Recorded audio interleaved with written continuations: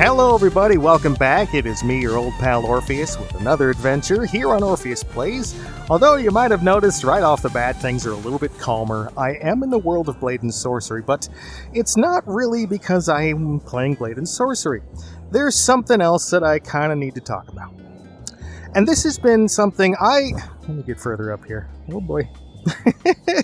I'm crouched, so this could be interesting. There we go, that's better. So, there's something, I've always said that I will never talk about drama on my channel. I'm not a drama channel.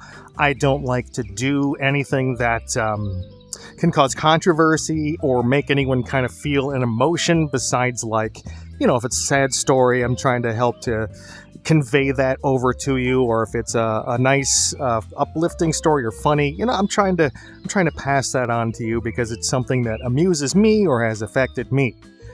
But I don't ever talk about really anything in the news, because it's not really worth it, to stir up stuff. And, you know, you're coming here to my videos because you want to escape a little bit. You want a chance to, I don't know, unplug from the world and not have to think about anything, just kind of listen to a silly story and watch me play, you know, while I chop up people at the same time. I love that little, you know, contrast between the two. It's always been something I enjoy. And so like I said, I never talk about news unless it's a giant asteroid coming at us, which at one point there was, and then I did my radio drama about that because I wanted to have that happening in the news. Check it out if you haven't seen it.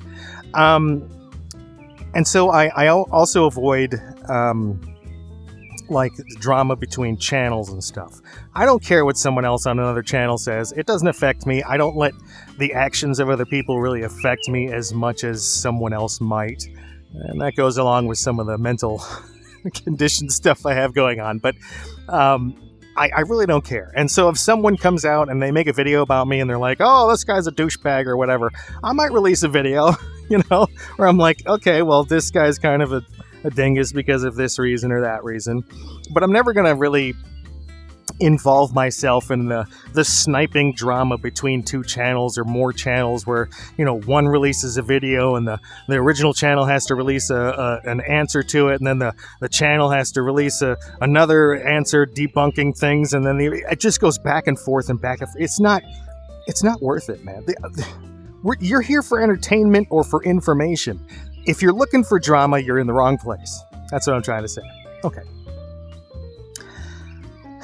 With that all being said, there's something that I have to address, and it's something that has, it's been building up a little bit, and it's been something in the world that I think we need to talk about. And I'm sorry if this offends you. If it does, I'm glad that you've been with me for this journey, and I hope you have a great life. If you're gonna, excuse me, if you're gonna unfollow or something, that's awesome. I'm glad you got to hear some of my stories. Hopefully you don't unfollow, because this shouldn't make a difference to anyone in any way, and that's kind of what I'm going to address here. So growing up, I'm going to build up to this. Don't think I'm going to give it to you all right away. So growing up, I was the kind of person who I was very much forced into a template by my family. We had a reputation to uphold, and I hated that the whole time that I was growing up, tighter with my family, you know, living at home or having to deal with them, social events and things like that. And something happened between myself and my family that I broke away from them. I gave them the opportunity to contact me if they wanted to, and it's been 18 years, 18 years, something like that, since anyone has talked to me. And I've sent some emails, got some bullshit back and stuff. And it's just, again, it's not worth it. If you have a life to live and you're being troubled by something like your family beating the hell out of you mentally, physically, emotionally, cut it, man. Just, if you can't work it out, cut it, right? And my family was unreasonable. Absolutely unreasonable, unshakable, no compromises, no, you know, going back and forth with what I want, what you want. It was always about our reputation, and everything was about that reputation. Everything that we did was about reputation. Like, you're always a representative of your family, and not only your family, but the companies that we own as a family. And oh, geez, everything going on. And so if it was as simple as if I wore a T-shirt that was, had a slightly goofy message on it that my family didn't like. Oh no, you can't wear that out because you'll end up offending somebody, and it'll reflect badly on us and everything. Well, one of the things that we did to uphold that reputation was go to church, and we were Presbyterian, and we were those fair weather Presbyterians, right? Where you go on Christmas, Easter, maybe on a couple other things. Once in a while, go when the family's feeling especially guilty or whatever it is, right? And we'd go, and we'd, of course, you give the donations and everything, but it was more for my family about being seen in the social circle that we were in. Because the church that we went to was a place that, oh my God, was it so egotistical. They were so self-righteous, pun absolutely intended.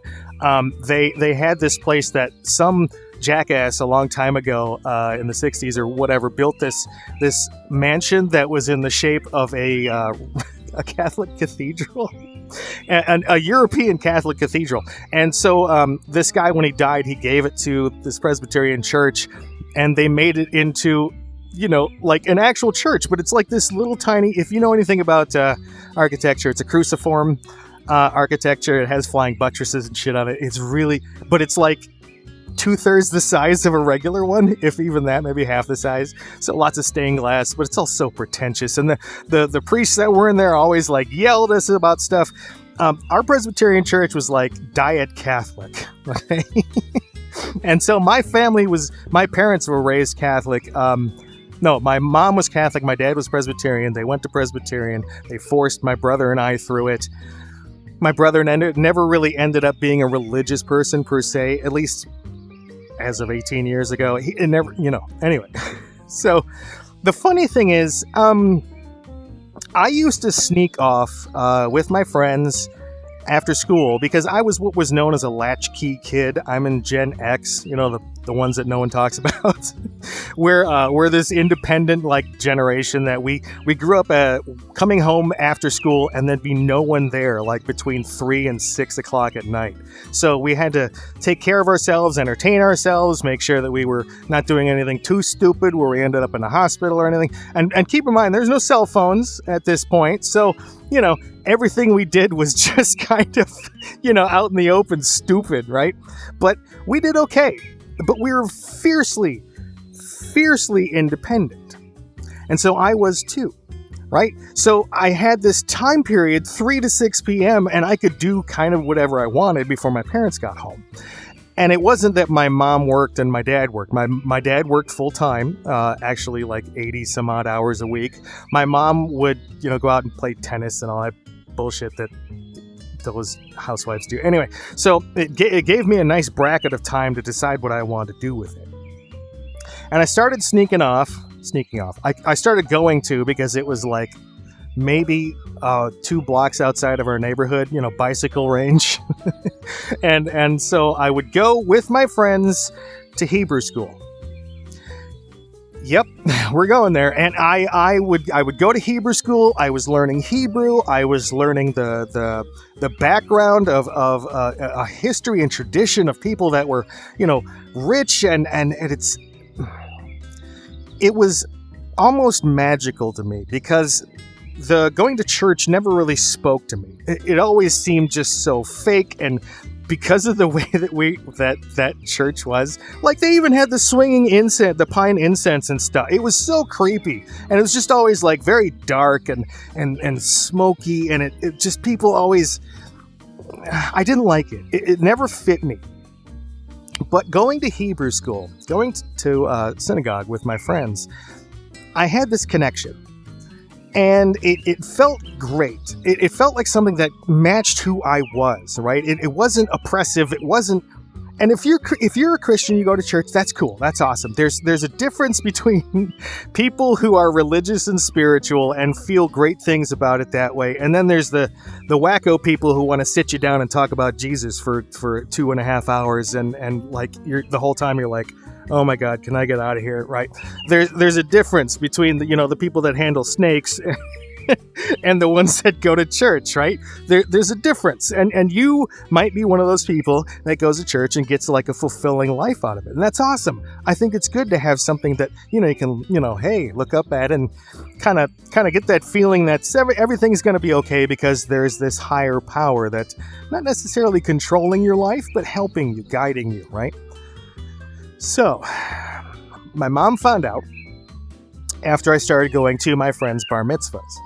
A bar mitzvah is usually 12 or 13 years old, mostly 13, where a boy becomes a man in that faith. And I'm being very careful right now not to say the buzzword that might get triggered at any point. Don't worry, it's coming. So I started going to bar mitzvahs with my friends. They were always big events. They spend like hundreds, no, not hundreds. They spend thousands, sometimes tens of thousands of dollars on things. They're kind of like today's quinceañera parties, right? Or the Sweet 16 parties that you see and you hear about that like they spend outrageous amounts of money.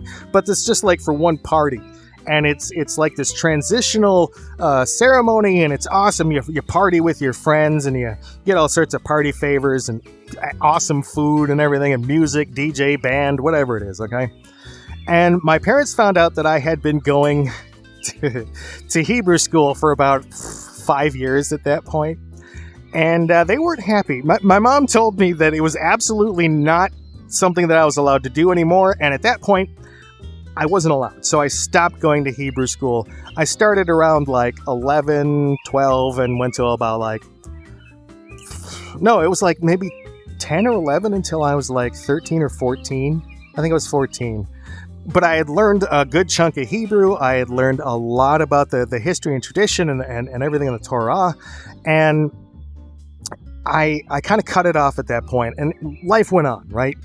Still, fair weather Presbyterians went on, Easter, Christmas, and weddings and funerals and stuff like that at the church. And then at that point, when I went to college, things just kind of fizzled out because, life happens. I've said that several times in my videos. There are chunks in life, excuse me, there are chunks in life where life happens. Things are going to happen in your life where you can't do the normal stuff that you used to, like keeping in touch with friends or going to the doctor on a regular basis or getting your car fixed all the time when you have to. Life happens.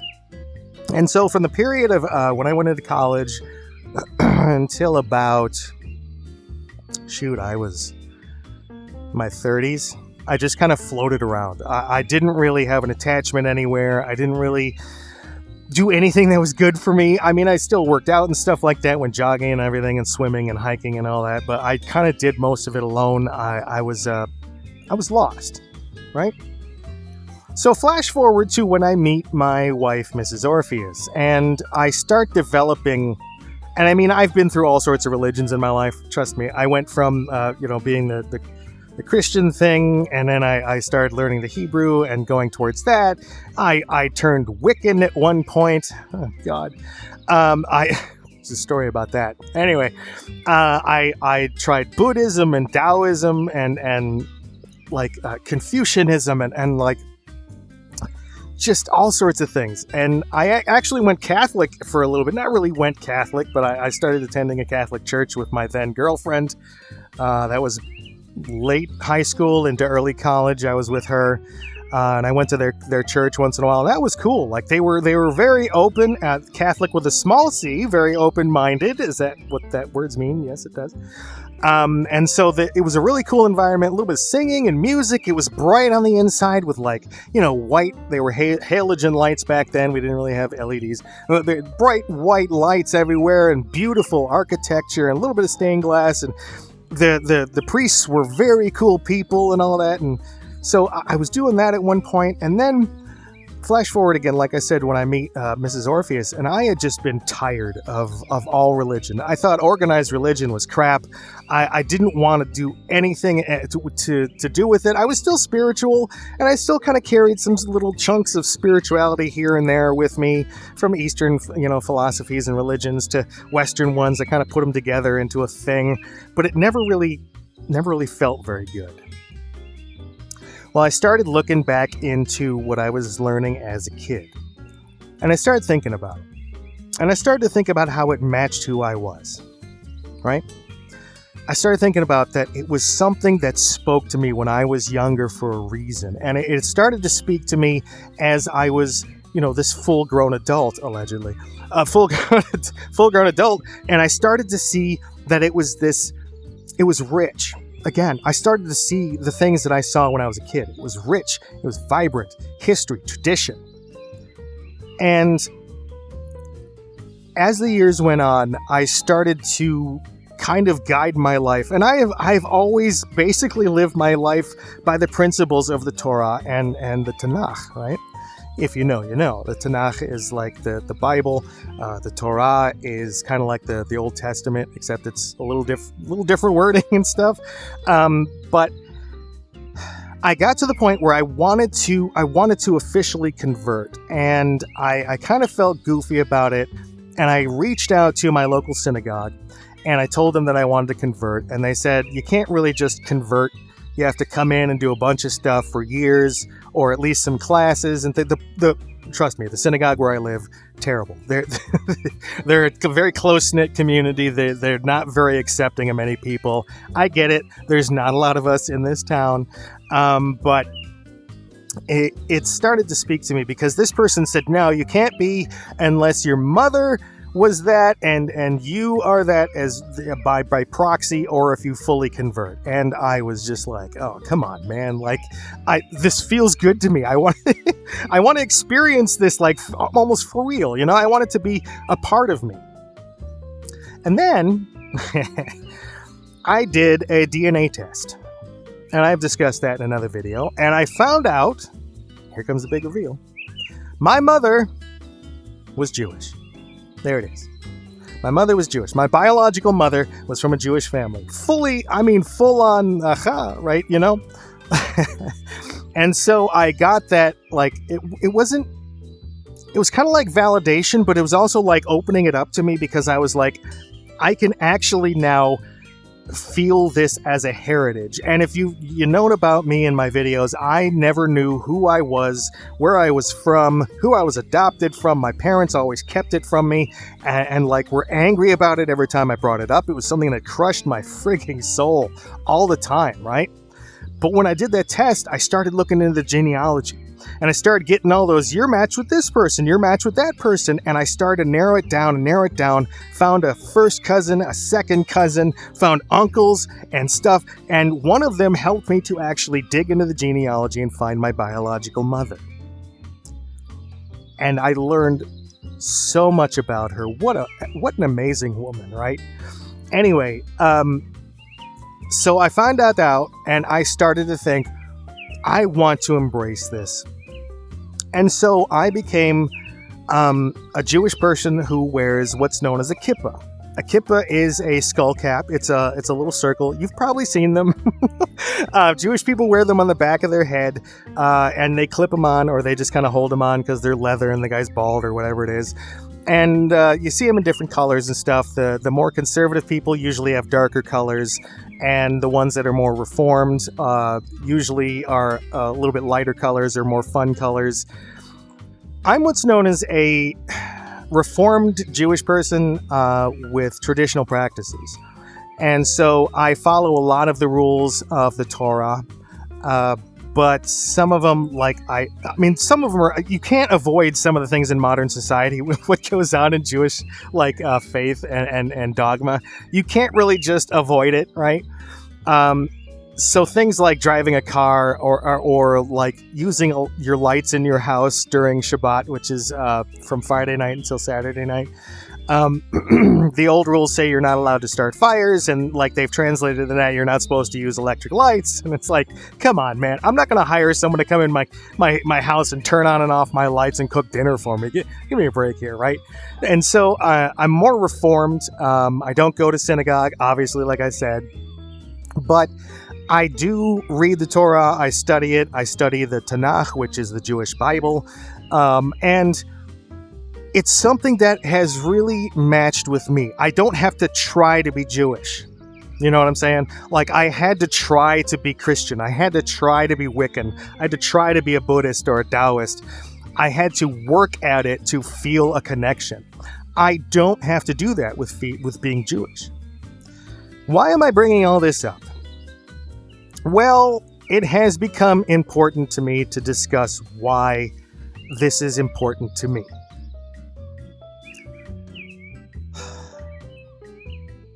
Antisemitism has become something in the world that is alarming. It's something that it's messed up, and it has been gaining traction now for the last 10 years, especially the last 5, and most especially in the last year.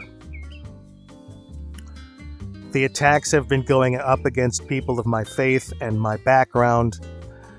The verbal attacks are going up, the attacks online, the conspiracy theories, the hatred, the passive spreading of things. Like some of the jokes. Look, when I was growing up, the 70s and 80s, right? There were Jewish jokes, right? There were jokes about everybody. That's the thing. Look up Mel Brooks. For God's sake, go look up Mel Brooks, man. Watch Blazing Saddles. Watch any of his movies from that period of time, okay? And you will see the frame of humor that we had at that time. Everything was on the plate, right? You could make fun of everything because people weren't offended by that shit back then. Okay, there were some, you couldn't cross lines, right? I mean, obviously you couldn't just make personal attacks on people, but there were jokes, man, and we enjoyed the jokes, and it made everybody laugh and feel more connected because humor makes you feel good, and humor makes you feel accepted. And when you blend that with racial humor or ethnic humor or things like that from back then, it was funny because it gave us a commonality. That humor is now gone. Jokes about Jewish people are now cruel. Jokes about people that are Asian or black or whatever it is are now cruel. People are out to hurt your feelings, make you feel something emotional, make you feel just awful about who you are, what choices you make, what you are in your background, where you came from. It's no longer jokes. And when it's applied to being Jewish, folks, I'm not a person who's like bigoted against anybody. All right? I don't hate anybody for any reason except for them being a complete asshole on their own. All right? So if someone is whatever ethnicity, whatever religion, it doesn't matter to me. If you're an asshole, you're an asshole. Okay? And that's why I dislike you. But I have had people walk up to me because I wear this cap all the time. I wear it except for when I'm sleeping or when I'm bathing, okay? I have it on all the time. In public, at home, all the time. And I'll get to that in a second. But I've had people walk up to me and just spew hate at me because I'm Jewish. Not because I'm Orpheus. Not because they've seen my YouTube videos and they hate my content. Not because they know me personally and think I'm an asshole. It's because of what I am, the faith I have. And it doesn't matter if I'm Jewish. The other people experience this too. If you're wearing something that demonstrates your faith or a political leaning or a cause that you're passionate about, and someone walks up to you and they're like, I don't like you because of your background, your choices, your expression of whatever, your faith, your your beliefs, whatever it is. And someone will come up and tell me that I'm a trash human being and that I commit genocide and that I starve people and like I'm here to take over the world and I'm doing my part for world domination and like we control this and we control that. And it's like, if you're still listening and you haven't tuned out by now, you probably see it too. These conspiracy theories about how we run the banks of the world, or we run Hollywood, and we run, the blackmail schemes and international intrigue and extortion, and like, dude, I'm just a Jewish person walking down the street, man. Okay, I get your political leanings. I get why you feel passionate about some things. I feel passionate about some things too. But I'm not going to walk up to someone and call them an asshole because I see them wearing a t-shirt or a hat. I'm not going to walk up and call someone an asshole because they're wearing a cross. or a pentagram or a grasped fist for Buddhism or what. I don't care. If you're a dick, you're a dick. I'm going to treat you like one. But if you're religious and I see that, I'm not going to assume you're a dick. Right? Why do I have to answer for everything you're upset about with my people? And that can go for anybody. If you're black, if you're Asian, if you're gay, whatever it is. If someone just hates you because of what you are, what the hell, man? Do you experience that in your life? What the hell?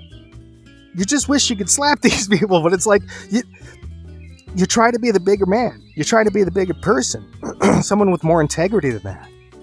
But I just want to let you know, because it's getting worse. There's more attacks. If you're on X or any social media, you're seeing it. Video clips of people being beaten up, being ambushed from behind, being shot, their houses are being firebombed and stuff. It's happening more and more. The attacks have gone up in some areas, or assaults or battery charges or whatever have gone up by hundreds of percentages in some parts of the country. The state that I live in, the attacks have gone up by like 393% or something.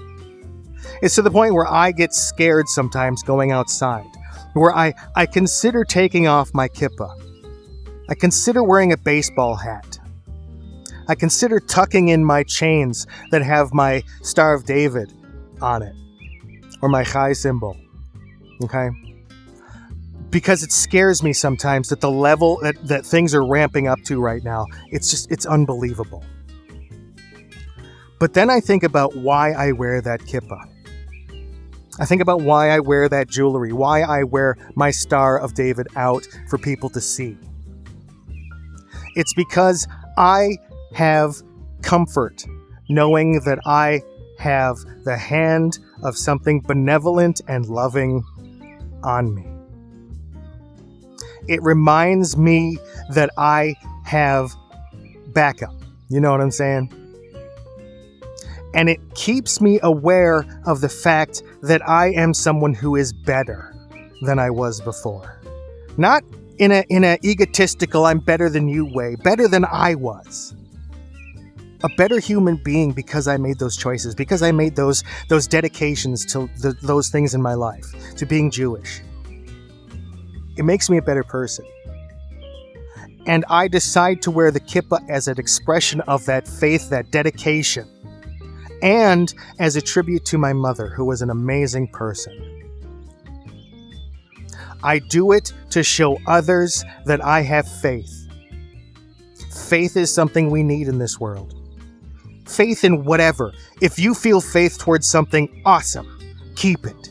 Nurture it. Grow it. Hold on to it. Defend it. I wear that kippah on the back of my head, or it's called a yarmulke by other people too. That's in Yiddish. I wear it because I feel strong. And I'm not going to tuck in my chain. I'm not going to put away my kippah. I'm not going to put on a baseball cap unless I feel like wearing one. Why? You can't be scared. I mean, it's dumb to be fearless, right? No, I am absolutely fear. I have courage, right? No, you're an idiot. The only people that can do that are people that are battle-hardened, that have gone through like 3 tours or a tour over somewhere in the military. Those people? Sure. Okay. But you got to stay strong in who you are, what you are. You have to. Faith. You have to be strong. And you can't be afraid. At least not as much as you think you should be. I defend myself with different defensive items when I'm out. I don't defend myself. I have defensive items on me when I go out in public. All right. My house is very well fortified and guarded and with security systems and stuff like that. And I do that partially because of my hypervigilance, because of PTSD, and because of abuse and a lifetime of being beaten up. And go watch my other videos. I have hypervigilance, and that kind of lends to this. I'm always on the lookout. I always have my head on a swivel because I'm always feeling paranoid about that kind of stuff. But especially now. So what am I looking for out of you, dear listener, dear viewer? What do I want out of you? What am I trying to convey? If you're a person that has goodness in your heart, if you're a person that feels that you're a fundamentally good person, that you're kind, that you're outgoing, that you're accepting, that you're, compassionate, start speaking up. That's all it takes.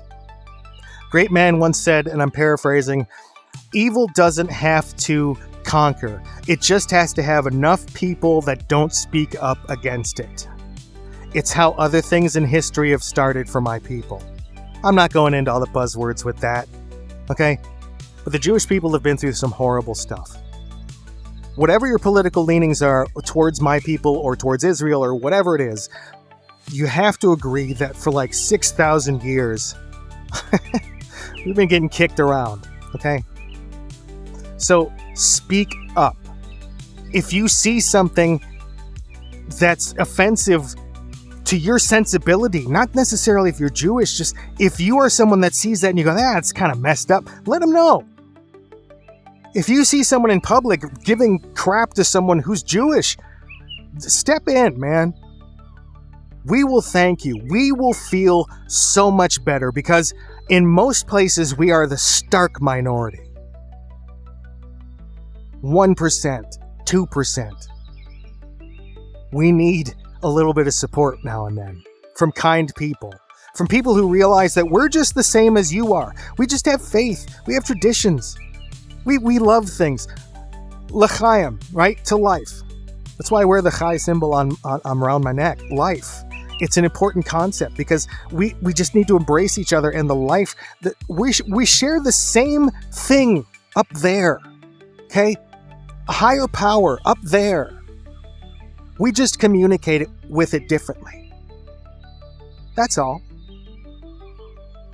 Me being Jewish, you being Christian, you being Buddhist, you being whatever you are. I don't care if you're in the Satanist, if you're a satanic person. The true satanic people, they have their own church. They have a faith, man. They're not violent. A lot of what you hear about negative stereotypes comes from conspiracy theories and people that want to make you feel a certain way about things. But make your own decisions. Judge people based upon who they are, not where they're from or what their background is or how they talk to that. Okay? That's my little spiel for today. Like I said, I don't like stirring up controversy, but I just had to speak out about this. I had to let it be known that I'm Jewish. Not to stir up anything, not because it impacts the way that my content is made. I'm still the same guy. I'm still the same guy who started making videos a few years ago.